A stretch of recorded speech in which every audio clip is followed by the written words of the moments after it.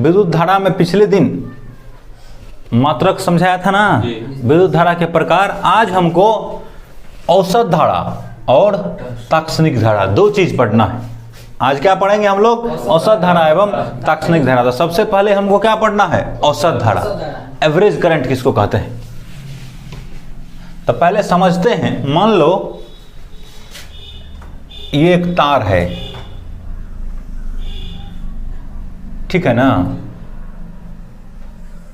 इससे बैटरी जुड़ा हुआ है, तो धारा जाएगा ना जी। देखो ये बैटरी का प्लस है, ये माइनस है, तो धारा इधर जाएगा ना। धारा जाएगा मतलब क्या जाएगा? चार्ज जाएगा ना। बोलो ना, क्यू जाएगा कि नहीं? हम धारा जाने का मतलब क्या है? क्यू जाएगा। क्यू जाने का मतलब है कि इलेक्ट्रॉन जाएगा, है ना। तो इलेक्ट्रॉन इधर जाएगा ना। बोलो ना, ये सब हम पहले समझा चुके हैं। तो मान लो कि पहले सेकंड में कुछ आवेश गया, इधर आवेश गया, जाएगा कि नहीं जाएगा? जाएगा। दूसरे सेकंड में कुछ आवेश गया, तीसरे सेकंड में कुछ आवेश गया ना, चौथे सेकंड में कुछ आवेश गया, तो टोटल आवेश चल गया 30 सेकंड लगा। कितना सेकंड लगा? 30 सेकंड में हमको टोटल आवेश चला गया। मान लेते हैं डेल्टा क्यू। कितना मान लेते हैं? डेल्टा क्यू ना, या फिर क्यू मान सकते हो। हम डेल्टा क्यू मान रहे हैं, हमको तात्क्षणिक लिखने में ठीक होगा ना। तो माना डेल्टा क्यू आवेश प्रवाहित हो गया है कितना सेकंड में? डेल्टा टी सेकंड में। उसमें भी डेल्टा टी कर देना है।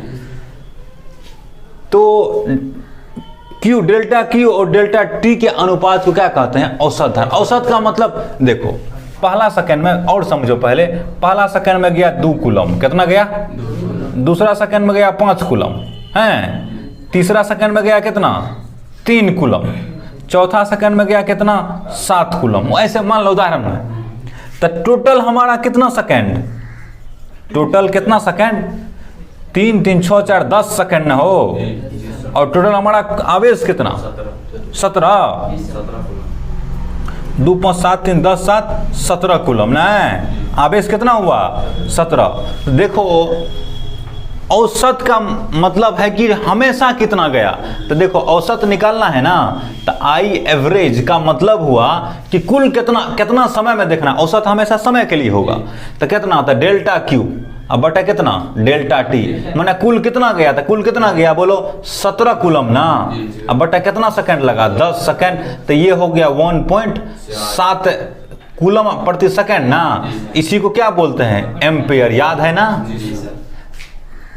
तो ये क्या बताता है कि हर समय कितना गया ना। कुछ समय लेकिन फर्स्ट सेकंड में 2 कूलम गया था, माना इस समय धारा जो था, दूसरा सेकंड में जो गया कितना? 5 ना। तो इसका मतलब पहले सेकंड के तुलना में दूसरे सेकंड में धारा तेज था। तेज था कि क्यों कैसे कहेगा तेज था? कि आवेश ज्यादा चला गया। चौथा सेकंड में देखो इससे भी तेज था, क्योंकि 7 कूलम का आवेश चला गया 1 सेकंड में। लेकिन औसत जब हमने निकाला तो क्या निकला हमको? 1.7। इसका मतलब हम ये समझेंगे कि फर्स्ट सेकंड में भी कितना गया? फर्स्ट सेकंड में भी 1.7 कूलम गया। फर्स्ट सेकंड में कितना गया? 1.7 कूलम। सेकंड सेकंड में कितना गया? 1.7 कूलम। थर्ड सेकंड में कितना गया? 1.7। नहीं समझ रहा है? औसत का मतलब प्रत्येक हर क्षण कितना गया ना। तो इसका परिभाषा क्या लिखना चाहिए तब? बोलो तो नहीं, कुल प्रवाहित आवेश तथा कुल समय के अनुपात को क्या कहते हैं? औसत धारा कहते हैं ना। किसी चालक से प्रवाहित होने वाला, किसी चालक से प्रवाहित होने वाला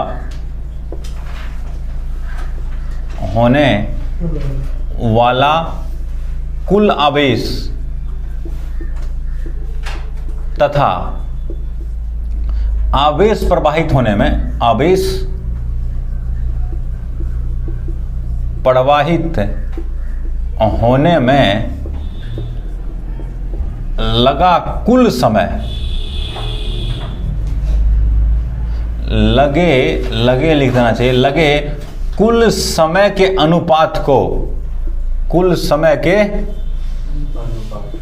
अनुपात को औसत धारा कहते हैं। क्या कहते हैं?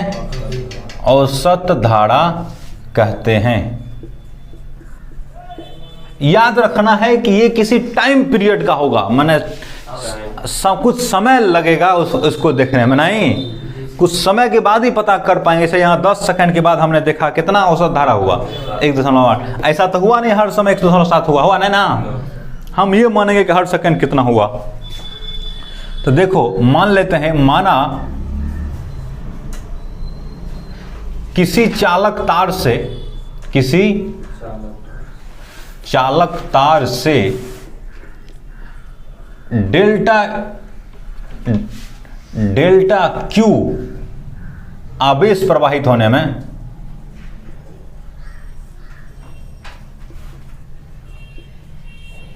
छोटा क्यू लिख देते हैं, समझा ना। डेल्टा क्यू आवेश प्रवाहित होने में डेल्टा टी समय लगता है। कितना समय लगा? डेल्टा टी समय लगता है। तो तार से प्रवाहित औसत धारा कितना होगा? तार से प्रवाहित औसत धारा आई एवरेज, इसको किससे व्यक्त करते हैं? आई एवरेज से। तो कितना होगा? डेल्टा क्यू बटा कितना होगा? डेल्टा टी होगा, नहीं होगा? डेल्टा क्यू बटे डेल्टा टी। इसका फॉर्मूला अगर लिखना चाहोगे, इसके जस्ट बाद इसका फॉर्मूला होना चाहिए। तो औसत धारा का फॉर्मूला क्या होगा? औसत धारा बराबर होगा, इसके बाद तुम समझना इसको, तब ये लिखना, समझ गया ना। पहले इसको लिखना है नोट करते समय, पहले इसको तब किसको? ये अभी जो लिख रहे हैं इसको। औसत धारा का फॉर्मूला क्या होगा? कुल प्रवाहित आवेश, कुल प्रवाहित आवेश अब बटे कुल समय, नहीं होगा जी। कुल प्रवाहित आवेश अब बटे कुल समय। औसत धारा को किससे व्यक्त करते हैं? औसत धारा को आई एवरेज से व्यक्त किया जाता है सामान्य रूप से। है देखो, अरे यहाँ अति हो गया, यहाँ तुमको ध्यान देना है कि यहाँ डेल्टा क्यू होगा ना, ये यहाँ क्या माना है? Delta Q. तो यहाँ भी क्या मानना चाहिए हमको? डेल्टा क्यू मानना चाहिए ना। यहाँ क्या मानना चाहिए हमको? डेल्टा क्यू मानना चाहिए। अब हम औसत धारा के बारे में जान गए ना।